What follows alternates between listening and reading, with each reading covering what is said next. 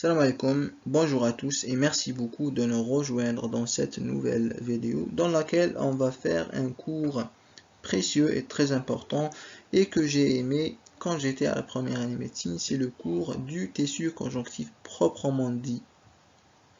On va le faire tout ensemble et on y va. Donc voici le plan général du cours. Ce cours est divisé en 3 parties. Dans la première partie, on fera des généralités sur le tissu conjonctif.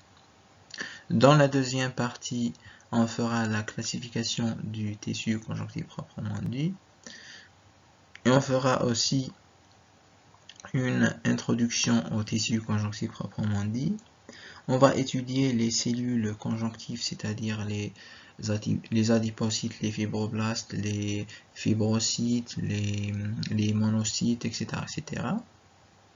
Et on va étudier aussi la matrice extracellulaire qui est divisée en deux, donc la substance fondamentale et les fibres élastiques, les fibres réticulines et les fibres de collagène.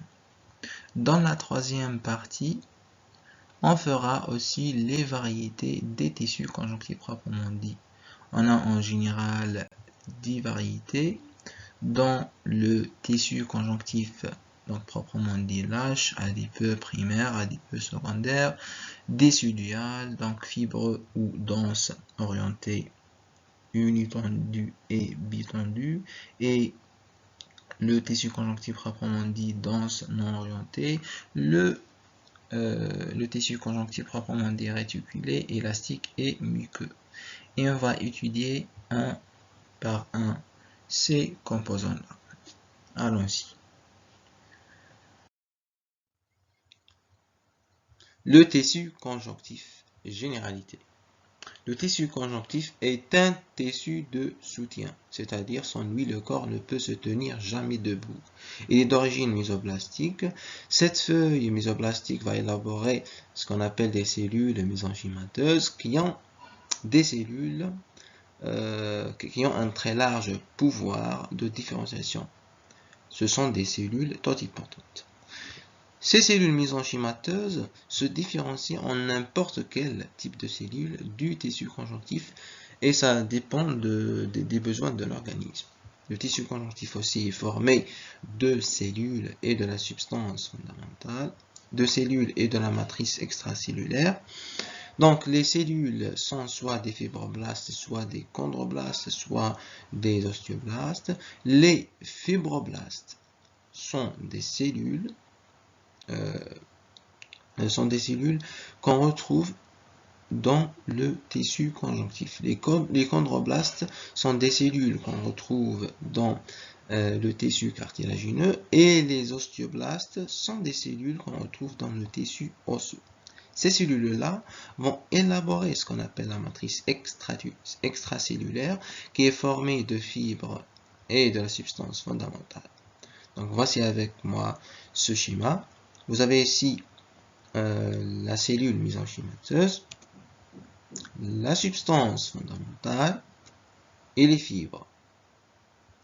Donc cette matrice extracellulaire est de nature variable qui dépend des cellules mésenchymateuses et de ce que celles-ci vont élaborer comme substance fondamentale et des fibres.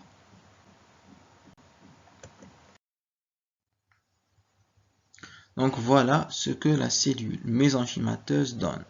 Elle donne les cellules fibroblastes, les cellules chondroblastes et les osteoblastes.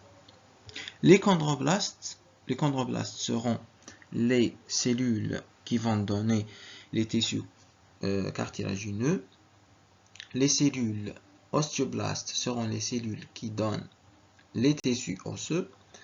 Et les fibroblastes, ce sont les cellules qui vont donner le tissu conjonctif.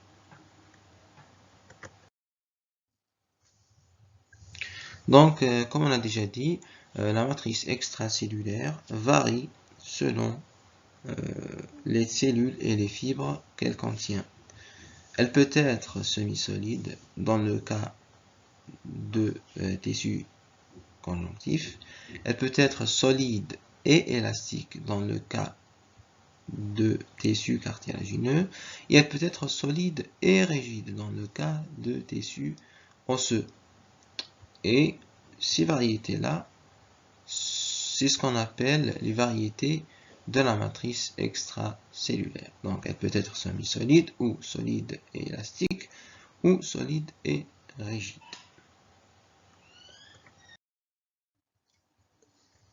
On continue toujours avec le tissu conjonctif. Donc, le tissu conjonctif est ubiquitaire. Qu'est-ce que ça veut dire ubiquitaire?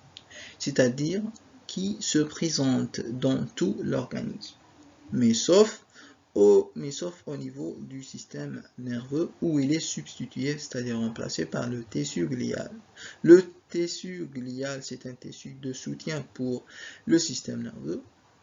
Et comme vous le savez déjà, les tissus conjonctifs sont formés de cellules, de fibres et de la substance fondamentale. Ce schéma-là vous montre tous ces éléments. Vous avez ici les adipocytes, les histiocytes, les fibroblastes et les fibroblastes ici et les fibrocytes, les cellules mésenchymateuses. Ce schéma-là, ou cette photo, vous montre qu'une variété de tissus conjonctifs. C'est le tissu conjonctif proprement dit lâche. C'est pour cela que vous ne trouvez pas tous les cellules. Ici, vous avez en arrière la substance fondamentale. Pour les fibres, vous avez ici les fibres élastiques, les fibres réticulines et les fibres de collagène qui sont plus épaisses que les fibres réticulines. Le tissu conjonctif assure un rôle très important dans la connexion entre les organes. Par exemple, le tissu conjonctif qu'on retrouve dans les tendons. Elle assure un rôle d'emballage, donc pour la capsule et la charpente. Elle assure aussi un rôle de nutrition. Le tissu conjonctif est le lieu de passage du liquide interstitiel. C'est-à-dire que le liquide interstitiel va passer vers les cellules à travers le tissu conjonctif. Et vous avez ici une remarque très très importante. C'est que dans un plan pathologique, le tissu conjonctif, c'est le tissu de l'inflammation. Et on passe. Vous avez ici un schéma très très général qui vous montre ce qu'on va étudier dans ce cours. Donc on va étudier ce schéma encadré par le cadre rouge. Le tissu conjonctif, donc vous avez le tissu conjonctif, pour faire simple, le tissu conjonctif proprement dit spécifiquement est divisé entre deux catégories. Donc vous avez le tissu conjonctif collagène et le tissu conjonctif peu ou pas collagène. Le tissu conjonctif collagène est divisé en deux, le tissu conjonctif lâche et le tissu conjonctif dense ou fibreux. Le tissu conjonctif réticulé ou peu collagène et le tissu conjonctif élastique aussi. Vous avez le tissu conjonctif qui est divisé aussi en deux autres catégories. C'est le tissu conjonctif chondrogène ou ostéogène, ce qu'on appelle le tissu conjonctif squelettique, qui est divisé en deux catégories, le tissu conjonctif osseux et le tissu conjonctif cartilagineux. Nous, on va étudier ce schéma qui est encadré par le cadre rouge. Et on y va.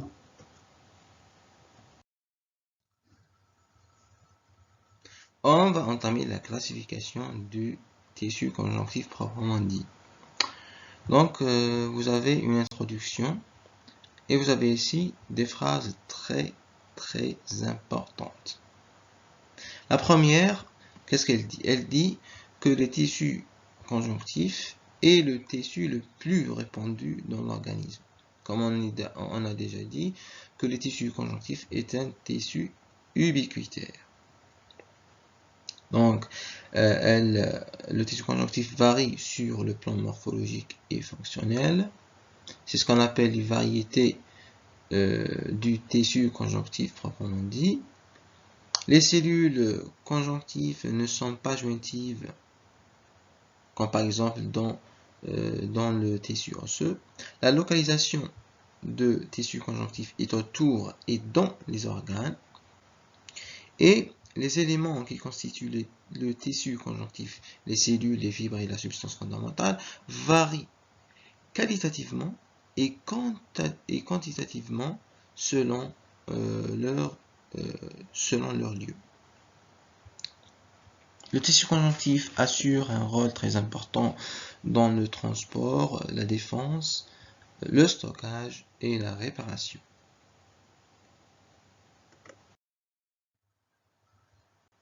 Donc, pour observer les cellules conjonctives, on va utiliser des colorants.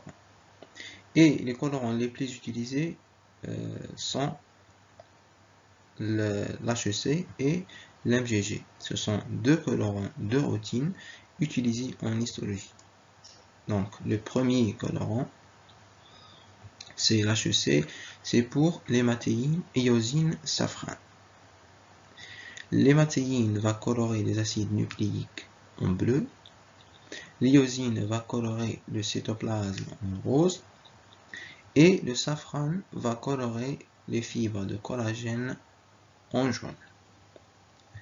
Cette coloration est utilisée en histopathologie. Pour le deuxième colorant MGG, c'est pour My Grunwald Giemsa, on va colorer les cellules granulocytes ou les granulocytes. Donc, pour les cellules granulocytes basophiles, ce colorant va les colorer en bleu. Pour les granulocytes eosinophiles, elles vont se colorer en orange. Et pour les granulocytes neutrophiles, elles vont se colorer en beige rose. Cette coloration est utilisée en hématologie.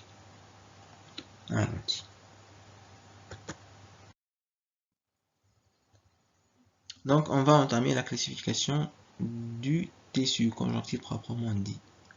Les tissus conjonctifs proprement dits sont formés par des cellules qui sont séparées par des fibres protéiques et de la substance fondamentale. Ces cellules-là peuvent être fixes ou mobiles. On a donc deux catégories de cellules. Il y a ce qu'on appelle les cellules autochtones et les cellules immigrées. Les cellules autochtones, les cellules émigrées. Les cellules autochtones sont eux-mêmes divisées en deux parties, les cellules fixes et les cellules mobiles. Les cellules fixes, ce sont des cellules qu'on retrouve dans le tissu conjonctif proprement dit normal. Je répète, normal. Les cellules transitoires, on les retrouve dans le tissu conjonctif proprement dit irrité. Je répète, irrité. Ces cellules-là sont les cellules de l'inflammation. Ces cellules-là sont des cellules mobiles, à l'exception des... ce sont des cellules fixes, à l'exception de macrophages. Ces cellules-là, ce sont des cellules mobiles en plus des macrophages. Les cellules transitoires sont formées par les mastocytes, les plasmocytes et les cellules géantes d'irritation et des leucocytes. Les leucocytes eux-mêmes ou spécifiquement les leucocytes sanguins forment ce qu'on appelle la catégorie des cellules immigrées qui sont retrouvées dans le sang. Ces cellules-là se déplacent à contre-courant et sont des cellules temporaires dans le sang. Donc ce sont des cellules temporaires dans le sang. Ces cellules, elles passent à travers la paroi des capillaires par ce qu'on appelle le diapédèse. Donc c'est ça ce qu'on appelle diapédèse. Donc on a dit que les leucocytes sanguins passent à travers la paroi des capillaires par un phénomène, ce qu'on appelle la diapédèse. La diapédèse, c'est quoi la diapédèse? C'est la migration des leucocytes à travers la paroi des capillaires lors d'un processus inflammatoire. Ces cellules-là aussi se déplacent par des mouvements amoeboïdes, c'est-à-dire comme des amibes, dans les tissus conjonctifs.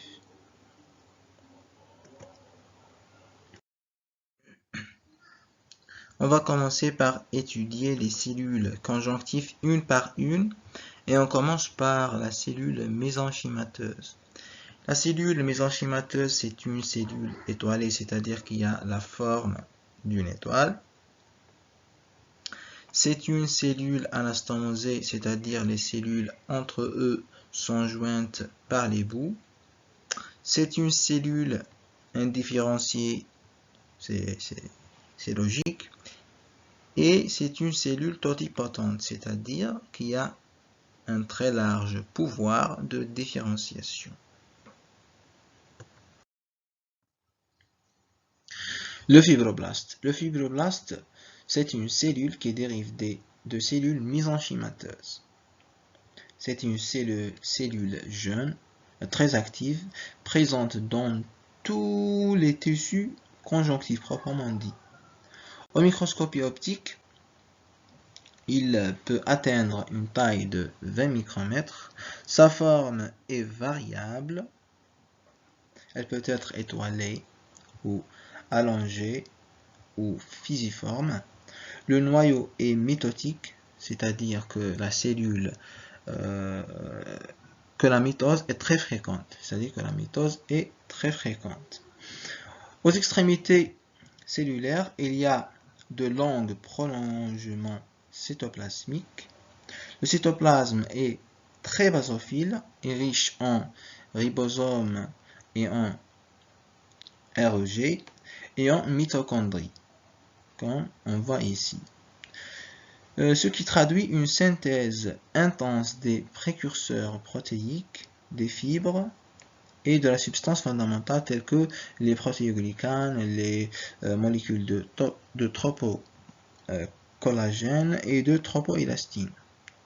Et outre les molécules de la matrice extracellulaire, les fibroblastes synthétisent de cytokines et notamment de l'interféron bêta, qui joue un rôle très important dans la défense antivirale.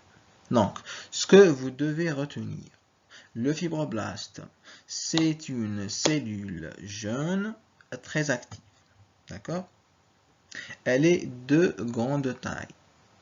Sa forme, elle peut être aplatie ou fusiforme ou étoilée avec des prolongements cytoplasmiques, donc effilés et abondants. Le noyau est central et épouse la forme de la cellule. L'ensemble de protéines sont très actifs et la mitose dans cette cellule est très fréquente.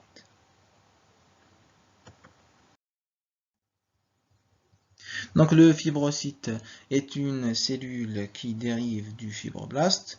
Au cours de sa transformation, les caractères morphologiques et physiologiques régressent. Les organites cytoplasmiques deviennent rares et réduits. Le noyau devient non mitotique ou faiblement mitotique. Et les prolongements cytoplasmiques disparaissent comme on le voit ici. Donc, ce que vous devez retenir, c'est que le fibrocyte, c'est une cellule vieille et moins active. C'est une cellule petite de forme fusiforme, donc elle a une forme fusiforme, avec absence de prolongement cytoplasmique. Le noyau est volumineux et allongé et faiblement active. Et les mitoses sont très rares. Donc, l'histiocyte, c'est une cellule qui est quiescente, c'est-à-dire qu'elle n'est pas active. Et au microscope optique, elle présente un cytoplasme vacuolaire, c'est-à-dire qu'il comporte des vacuoles, renformant donc diverses enclaves, c'est-à-dire qu'ils sont enfermés dans les uns dans les autres, et l'histiocyte est toujours plaqué contre la paroi externe du capillaire sanguin, et en cas d'inflammation, il se détache du capillaire sanguin pour se transformer en un macrophage.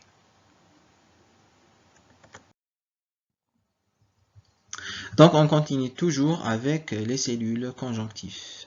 On a ce qu'on appelle les cellules adipocytaires. Les cellules adipocytes sont divisées en deux parties, ou deux catégories, ou deux types. L'adipocyte brune et l'adipocyte blanche, qui sont observés en microscopie optique. L'adipocyte est une cellule volumineuse de 120 micromètres de diamètre qui accumule sous la forme de réserve d'importantes quantités de lipides. Les adipocytes sont généralement groupés en tissus adipeux qu'on appelle graisses. Les graisses, donc on distingue deux types de graisses. Les graisses brunes et les graisses blanches. Les adipocytes brunes sont retrouvés dans les graisses brunes et les adipocytes blanches sont retrouvés dans les graisses blanches. Les adipocytes brunes sont localisés dans l'épiderme des jeunes individus et dans les glandes surrénales de l'adulte. Les adipocytes blanches sont localisés dans l'épiderme de l'adulte. Les adipocytes brunes sont polygonales, c'est-à-dire qui présentent plusieurs angles, comme on le voit ici, et plusieurs côtés. Donc vous avez ici plusieurs angles. En revanche, les cellules adipocytes blanches sont de forme ovoïde ou sphérique, comme on le voit ici. Les vacuoles lipidiques sont multiples dans les adipocytes brunes, comme on le voit ici. Donc on voit beaucoup d'adipocytes ou des vacuoles lipidiques. Désolé. Et les vacuoles lipidiques dans les adipocytes blanches, on retrouve qu'une seule vacuole lipidique. Le cytoplasme est vacuolaire, donc le cytoplasme ici est uniforme. Le noyau ici est central, le noyau ici est excentré. Les mitochondries ici sont très abondantes et les mitochondries ici sont normales ou plus ou moins abondantes. Donc une autre remarque pour finir avec les cellules adipocytaires, et sachez que les cellules adipocytaires sont retrouvées isolées dans le tissu conjonctif et sont retrouvées groupées dans le tissu adipeux. Donc on continue toujours avec les cellules autochtones. Le macrophage appartient aux cellules autochtones, mais il est mobile. On a déjà dit que les cellules autochtones sont tous fixes, à l'exception du macrophage. Le macrophage est d'origine monocytaire et histiocytaire. Donc, vous avez ici le monocyte et l'histiocyte. Le macrophage est donc d'origine monocytaire et histiocytaire. Il possède des pseudopodes liés à des mouvements amoeboïdes. La membrane plasmique est riche en microvillosité. Le cytoplasme est riche en lysosomes élaborés au niveau d'un appareil de Golgi très développé. Le noyau est réniforme, c'est-à-dire qu'il semble ou qu'il se semble à au rein, c'est-à-dire qu'il a la forme d'un rein. Et le noyau aussi est excentré, c'est-à-dire qu'il n'est pas au centre, exactement au centre, il est X-centré, c'est-à-dire qu'il est donc en dehors du centre. Le rôle donc du macrophage est la phagocytose et l'immunophagocytose. Donc en ce qui concerne la phagocytose, on a 4 étapes. La première, c'est l'approche, au cours de laquelle le macrophage se dirige vers la particule à phagocytée. Il s'ensuit une phase d'adhésion, une phase d'adhésion au cours de laquelle le macrophage se colle à la particule à digérer. Puis une phase d'englobement de la particule dans une vésicule d'endocytose.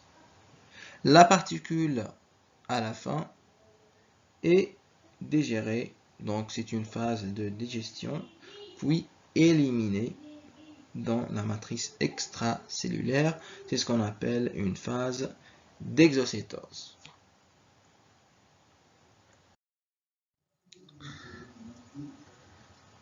Donc voici ici une vidéo qui vous permet de voir la phagocytose en temps réel. Nous allons voir le macrophage qui va phagocyter une particule.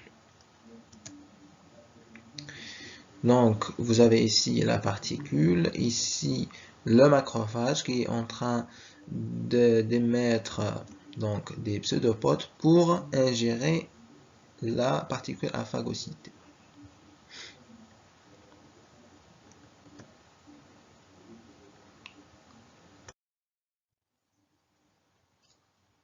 Pour le mastocyte, c'est une cellule d'origine mésenchymateuse. Donc c'est une cellule d'origine mésenchymateuse. Elle a la forme arrondie ou ovalaire. Le noyau est central et sphérique. Le cytoplasme est riche en vésicules de taille variable contenant de l'héparine, de la sérotonine, de l'histamine et des enzymes comme ici l'acide hyaluronique. Le rôle est très important. L'héparine, c'est un agent anticoagulant qui a un rôle dans le métabolisme des lipides. Elle a un rôle aussi dans la résorption des épanchements sanguins. Pour la sérotonine, donc c'est une molécule qui stimule les fibres musculaires lisses.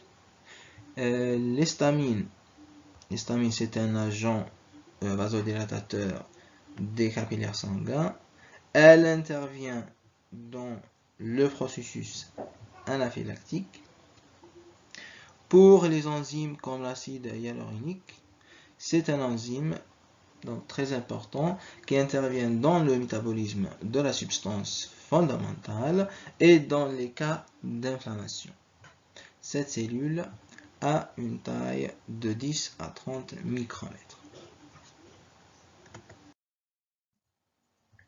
Donc le plasmocyte, c'est une cellule caractéristique du tissu conjonctif irrité.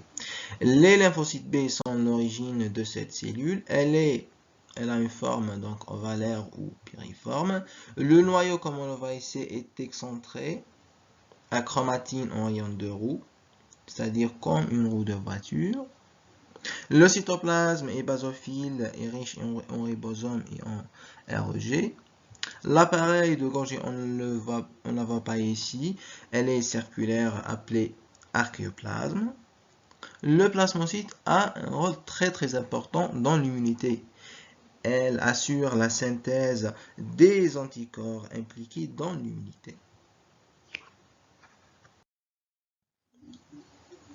Pour les cellules géantes d'irritation, donc lorsque la taille du corps à ingérer est plus grande que celle du macrophage, la cellule géante d'irritation naît dans le tissu conjonctif irrité à partir de la fusion de plusieurs macrophages. Ce sont des cellules volumineuses à cytoplasme acidophile riche en lysosomes et plurinucléées, c'est-à-dire que les noyaux sont disposés en fer, donc à cheval, c'est-à-dire qu'il y a plusieurs noyaux. On peut citer par exemple ici les cellules de Langerhans, donc en cas de tuberculose, qui interviennent au cours de la tuberculose. La cellule géante d'irritation caractérise l'inflammation chronique. Donc pour les leucocytes, on ne va pas en parler beaucoup parce que vous allez les étudier dans le chapitre du tissu sanguin. On a ici le mastocyte, ici le lymphocyte, ici la cellule granulocyte eosinophile, ici la granulocyte neutrophile et ici la granulocyte basophile. Ces cellules, ce sont des cellules de passage dans le tissu conjonctif. Elles appartiennent à la catégorie des cellules immigrées, c'est-à-dire qui ne sont pas autochtones, qui ne sont pas fixes. Ce sont des cellules qui bougent. Ce sont des leucocytes sanguins. On les trouve dans les vaisseaux sanguins.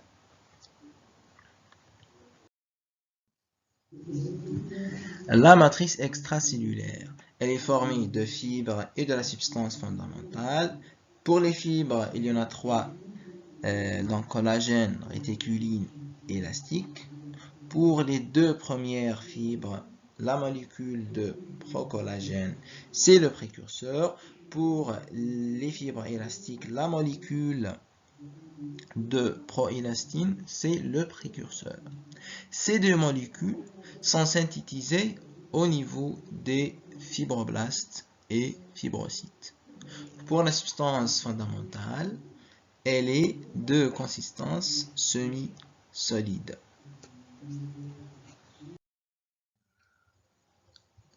Donc, on a dit que la matrice extracellulaire a trois types de fibres, les fibres de collagène, les fibres réticulines et les fibres élastiques. On va commencer avec les fibres de collagène. Les fibres de collagène ont des caractéristiques. Donc, ce sont des fibres extensibles non élastiques, c'est-à-dire une fois que ces fibres s'étendent, elles ne reviennent pas à leur position initiale.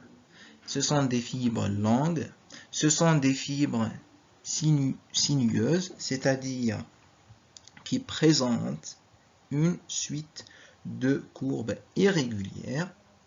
Ce sont des fibres rubanées, c'est-à-dire qui présentent des reflets en bande, c'est-à-dire qui présentent des reflets, donc comme on le voit ici en bande, dont l'aspect rappelle des rubans. Ce sont des fibres isolées ou regroupées en faisceaux. Ce sont des fibres qui présentent des striations transverses.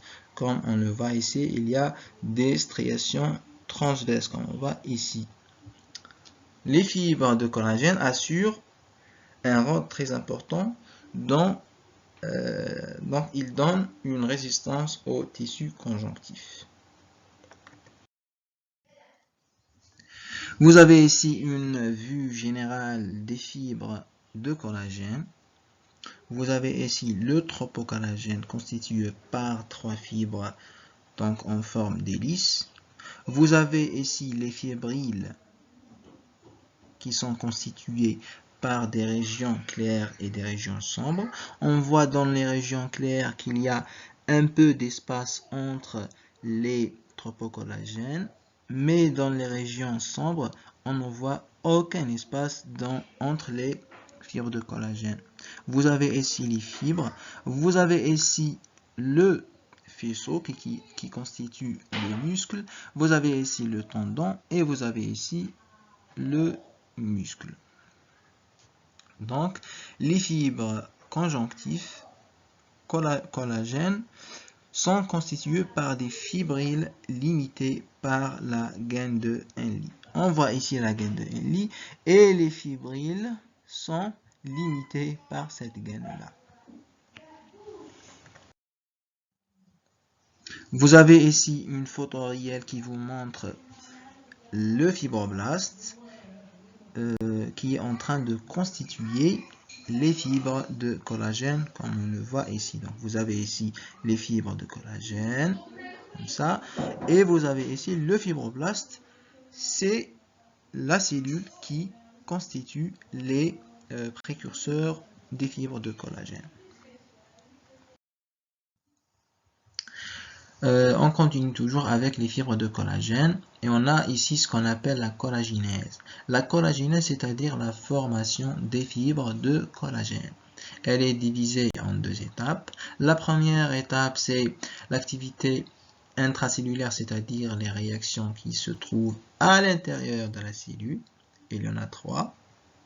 Et l'activité extracellulaire, c'est-à-dire les réactions qui se trouvent à l'extérieur de la cellule. Et on a donc 5 ou 4. L'assemblage, en premier lieu, on a l'assemblage des acides aminés. Ces acides aminés vont former ce qu'on appelle la chaîne alpha de procollagène. Cette chaîne alpha donc, va donner ce qu'on appelle la molécule de procollagène. Cette molécule va être exocitée par la cellule et elle va être coupée par la MMP, la matrix métalloprotéinase. C'est une enzyme. Ensuite, cette molécule qui a été coupée va nous donner la molécule de tropocollagène. L'ensemble des molécules tropocollagènes vont nous donner ce qu'on appelle un fibrille ou une fibrille de collagène. La fibrille de collagène va nous donner un fibre de collagène. Et on va les voir en détail par la suite. Dans cette planche, on va voir en détail la collaginèse. Les acides aminés dans la proline, la glycine, la lysine, l'hydroxyproline et l'hydroxylésine sont des précurseurs de la collaginèse. La synthèse de ces précurseurs de collagène nécessite des réactions d'hydroxylation et de glycosylation à l'intérieur de la cellule. Des sous-unités de procollagène qui sont de nature peptidique sont synthétisées à l'intérieur du fibroblaste. Ils vont être assemblés par 3 pour former les molécules de tropocollagène. Donc, comme vous le voyez ici, des molécules de tropocollagène. Après exocytose, la MMP, c'est une enzyme, élimine les extrémités des chaînes alpha de collagène pour former des molécules de tropocollagène. La structure primaire des molécules de tropocollagène permet un auto-assemblage extracellulaire orienté qui produit des fibrilles de collagène. Donc, qui produit des fibrilles de collagène. La disposition des molécules de tropocollagène dans une fibrille de collagène, donc dans une fibrille de collagène, détermine des striations transverses, comme vous le voyez ici. Par la suite, les fibrilles de collagène s'associent parallèlement pour donner ou pour former des fibres de collagène. Pour les variétés de collagène, on a dit que la résistance et la flexibilité des fibres de collagène sont dues aux propriétés physico-chimiques du collagène. Les variétés de collagène se déterminent par leur composition en acides aminés et les propriétés physico-chimiques des tropocollagènes. Et on distingue donc plusieurs types. Le premier type, c'est le type 1, qui est le plus répandu et le plus abondant. Il est observé au niveau des fibres de collagène du derme, des tendons, des os, du tissu osseux et de la dentine. Le type 2, qui est localisé au niveau du cartilage ou au niveau du tissu cartilagineux. Le type 3, qui est spécifique des fibres de réticuline. On l'observe au niveau des vaisseaux sanguins et du tissu adipeux. Le type 4, qui est propre aux lames basales.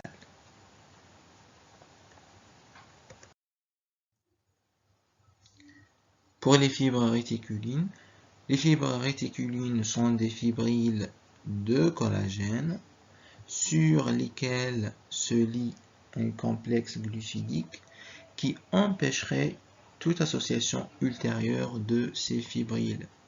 Donc, il n'y a pas un auto-assemblage des fibres réticulines. Ce sont des fibres minces, flexibles et grillagées. Elles présentent les mêmes striations donc transverses que les fibrilles de collagène et leur périodicité varie de 64 à 67 micromètres.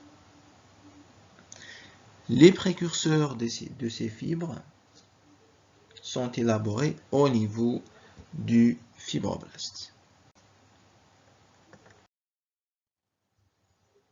Donc vous voyez ici l'aspect grillagé des fibres réticulines. Elles forment une charpente donc sous une forme d'un réseau.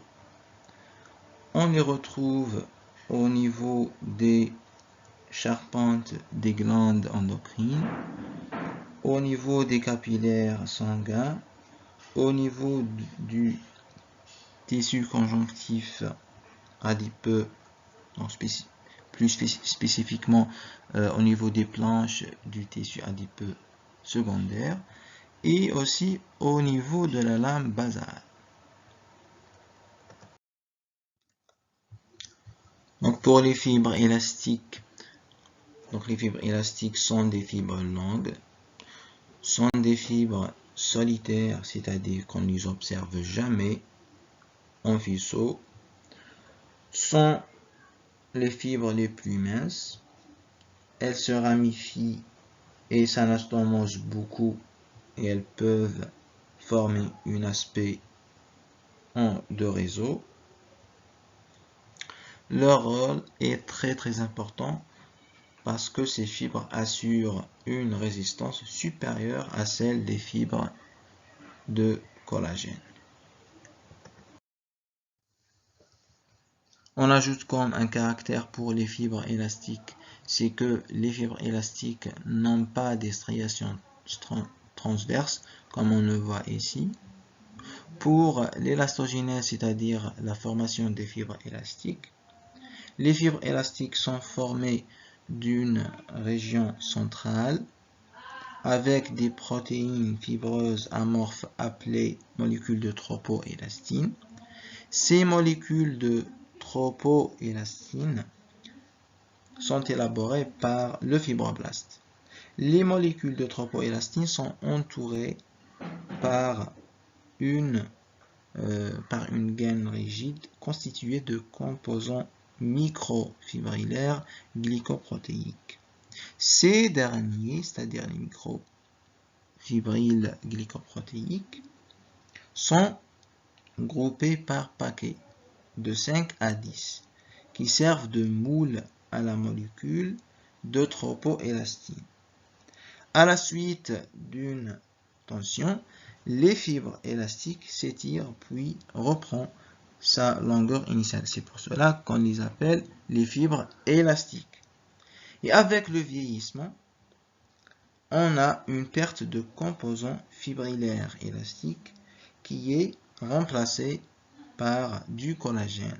Ce phénomène s'appelle la sclérose. C'est-à-dire la sclérose, c'est le remplacement des fibres élastiques par des fibres du collagène en cas de vieillissement. On a des exemples, donc on trouve les fibres élastiques dans le derme, l'aorte et le tissu conjonctif pulmonaire. Pour le fœtus, on ne retrouve que les oxytalanes. Les oxytalanes, ce sont des fibres élastiques formées que de microfibrilles glycoprotéiques. Donc chez le fœtus, seules les fibres oxytalanes sont observables.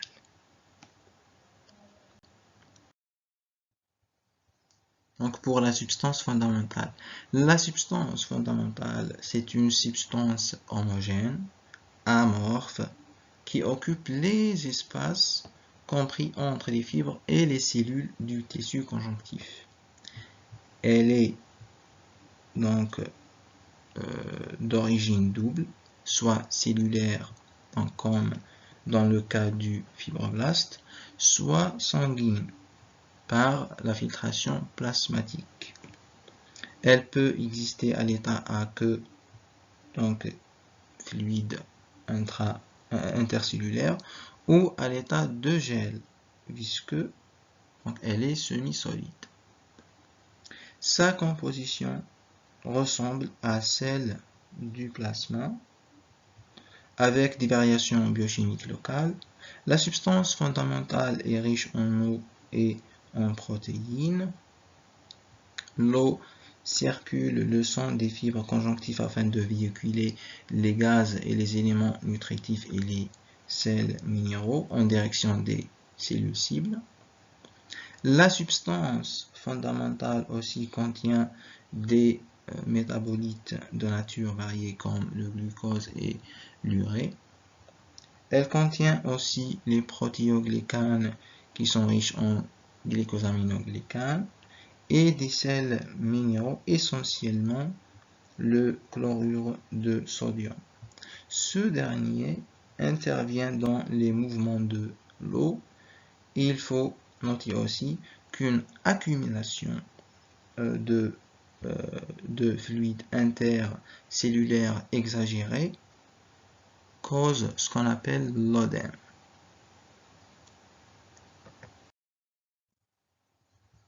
On est toujours avec la substance fondamentale. Donc, quant aux protéines, elles peuvent être des protéines fibreuses de structure comme les molécules de tropocollagène et tropoélastine, des protéines d'adhésion comme les fibronectines et les laminines, des protéines plasmatiques essentiellement donc les globulines, et aussi des acides aminés et des peptides d'origine endogène qui sont issus de la lyse cellulaire ou d'origine exogène qui sont issus de la digestion. Et il y a aussi un composant très important, c'est le protéoglycane qui sont riches en glycosaminoglycanes. Donc essentiellement l'acide hyaluronique. Donc l'acide hyaluronique et intervient essentiellement dans l'inflammation. Il faut aussi noter que la substance fondamentale diminue avec le vieillissement par rapport à la composante fibreuse, c'est-à-dire on va avoir ce qu'on appelle les rides, la formation des rides.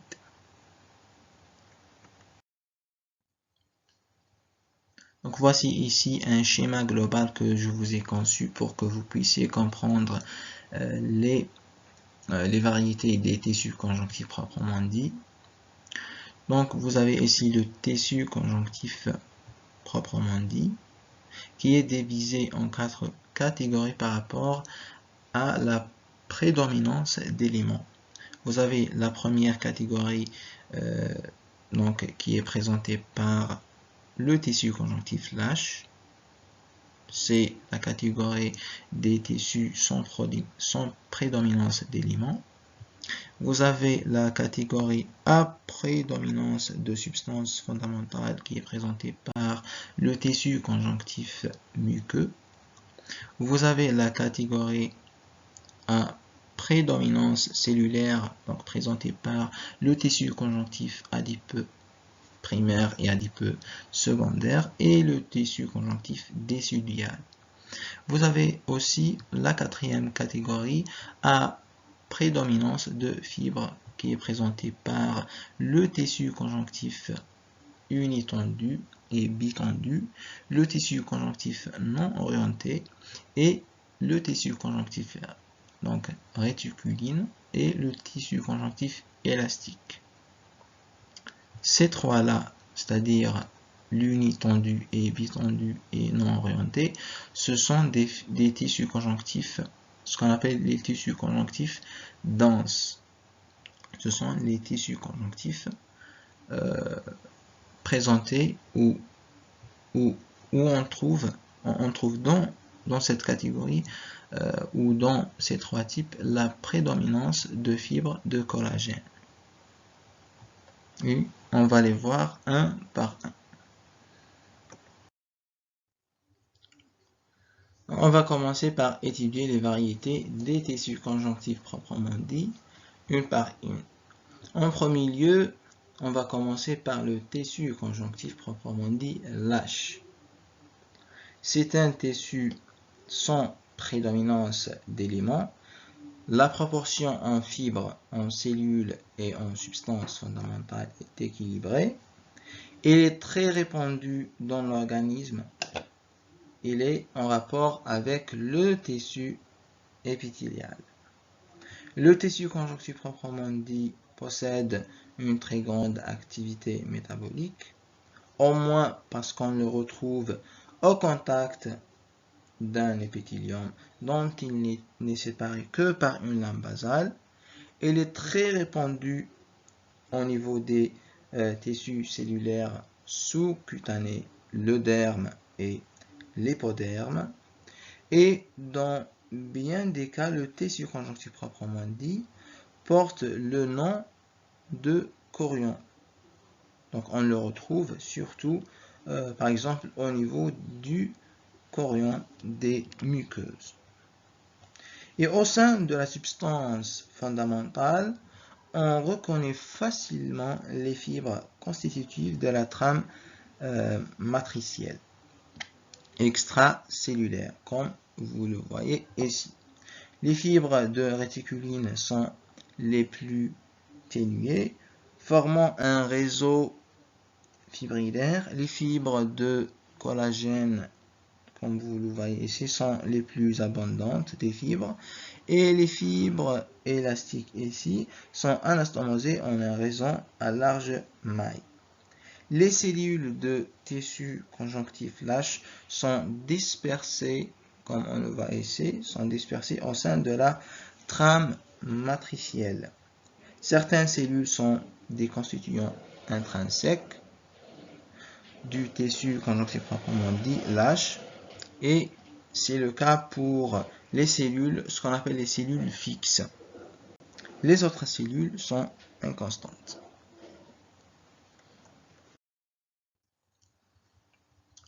Donc pour le tissu conjonctif proprement dit adipeux primaire, c'est un tissu conjonctif à prédominance cellulaire. En l'occurrence, c'est un tissu à prédominance de cellules adipeuses primaires. Il est localisé au niveau de la graisse brune. Il assure la régulation de la température corporelle chez le nouveau-né. Il est très abondant surtout chez les jeunes individus. Sa couleur brunâtre révèle une teneur élevée des adipocytes en mitochondrie, ce qu'on appelle un cytochrome oxydase. Et il est très riche en vaisseaux sanguins, comme vous le voyez ici. Chez le fœtus et le nouveau-né, on le retrouve au niveau de l'hypoderme. Chez l'adulte, on le retrouve surtout au niveau des glandes surrénales et au niveau de la thyroïde.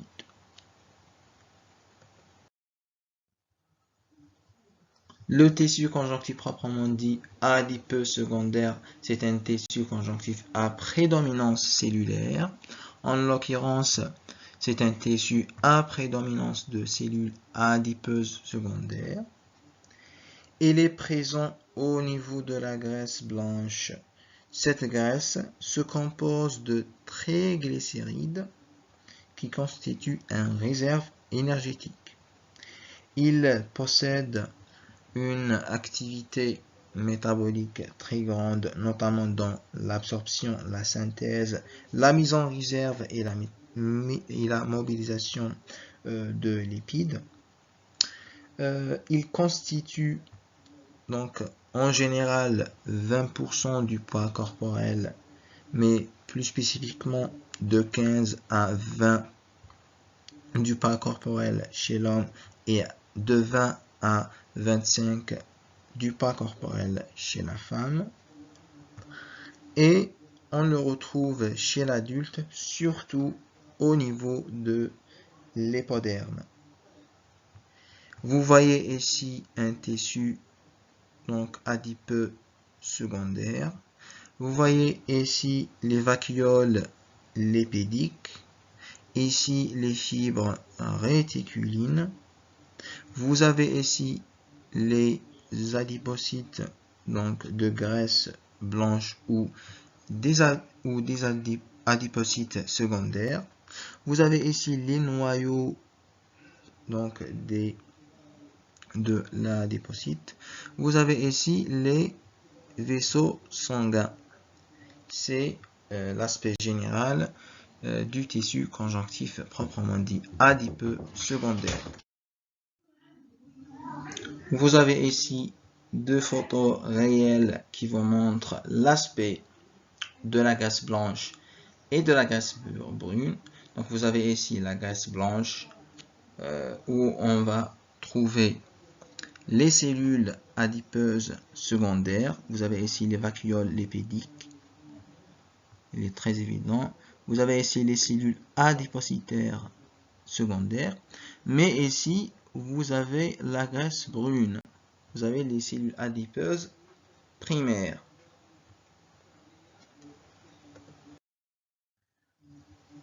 On est toujours dans la catégorie des tissus à prédominance cellulaire. Vous avez ici le tissu conjonctif proprement dit décédual. C'est un tissu à prédominance de cellules décéduales. Vous le voyez ici. Donc, ces aspects-là, ce sont tous des cellules décéduales. Vous avez ici les fibres de collagène et ici, vous avez le capillaire sanguin. Vous avez ici une photo réelle qui vous montre les cellules décéduales. On les retrouve surtout au niveau de la couche fonctionnelle de l'endomètre. Donc, il se forme au niveau de la muqueuse utérine au cours de la grossesse sous l'effet de la progestérone. Les cellules de la muqueuse utérine se gonflent d'eau et se chargent en glycogène.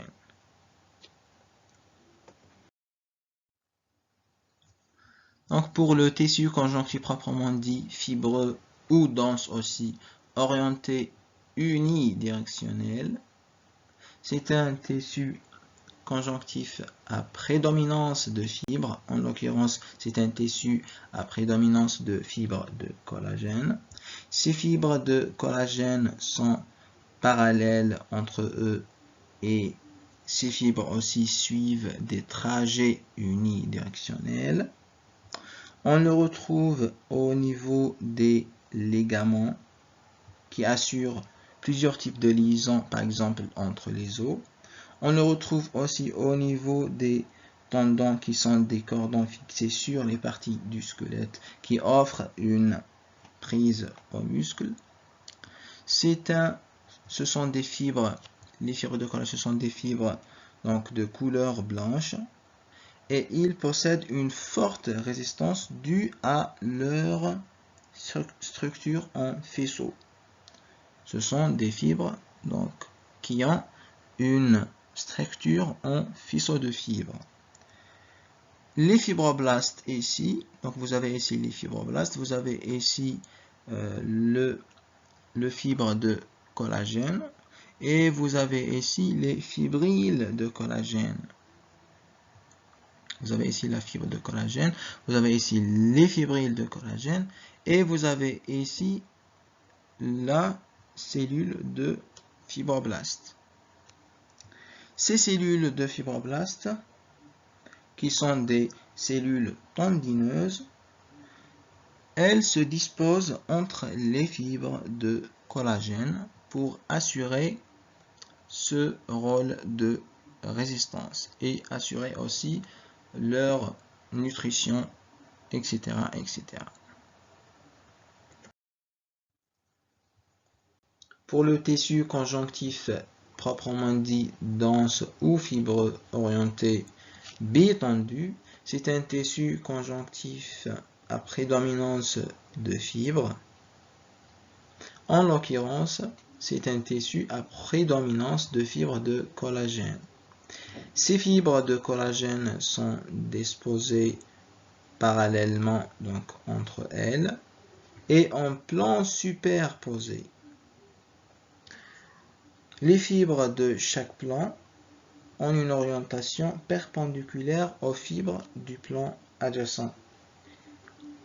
Ce tissu, on le retrouve au niveau du derme coroné et au niveau des aponevroses. Les aponevroses, ce sont les enveloppes des muscles. Donc vous avez ici les fibres et vous avez ici les fibroblastes. Tout ça, c'est ce qu'on appelle un tissu conjonctif proprement dit, dense, orienté, bitendu. Et on y va. On est toujours dans la catégorie des tissus conjonctifs à prédominance de fibres. Vous avez ici le tissu conjonctif proprement dit dense, fibreux, non orienté.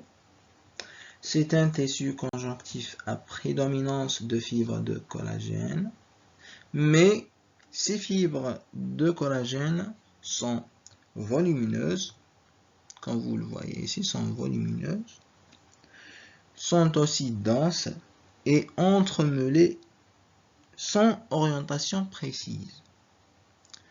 Ce type de tissu, on le retrouve au niveau des enveloppes d'organes, dont les forces attractives sont multidirectionnelles. Vous avez ici les fibres de collagène et vous avez ici les fibroblastes.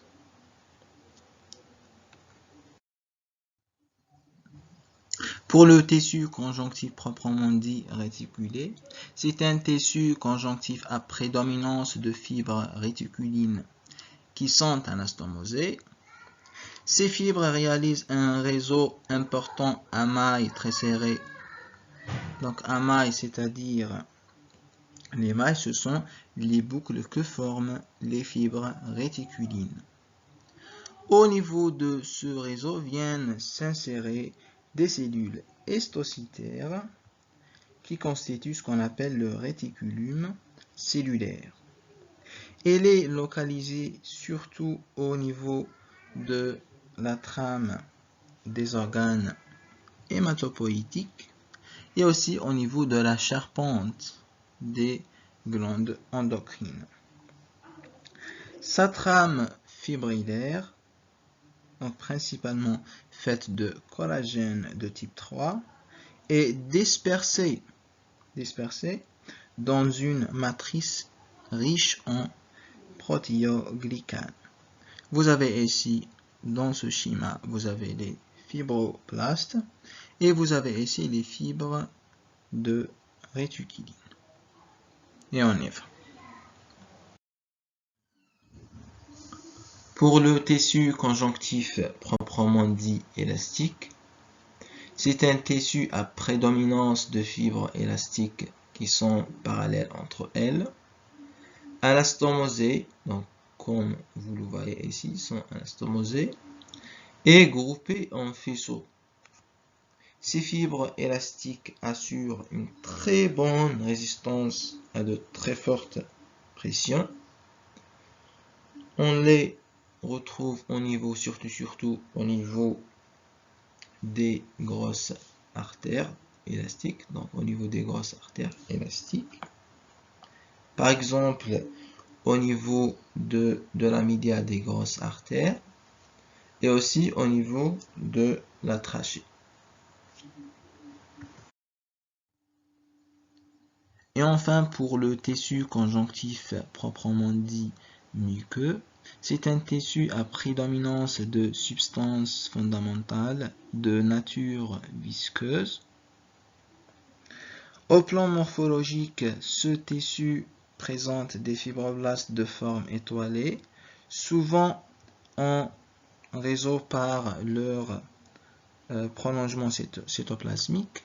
La matrice extracellulaire de ce tissu conjonctif est très claire et ne contient que peu de fibres.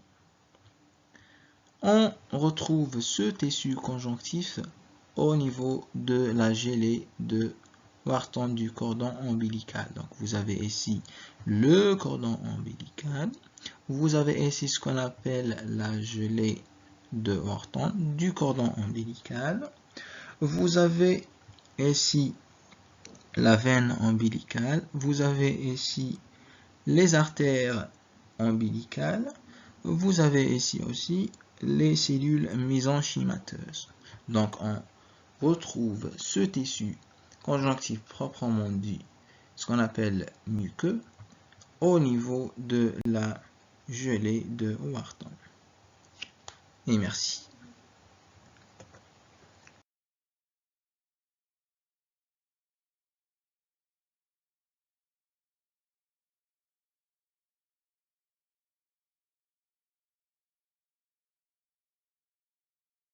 On est arrivé à la fin de cette vidéo. Merci pour votre attention. On espère que ce tuto vous a plu. Si c'est le cas, n'hésitez pas de s'abonner. Et bien sûr de partager cette vidéo avec vos amis, afin que l'on puisse continuer à développer cette chaîne. Vous trouvez aussi le cours au format PDF dans la description de la vidéo. Merci et à bientôt. Salam!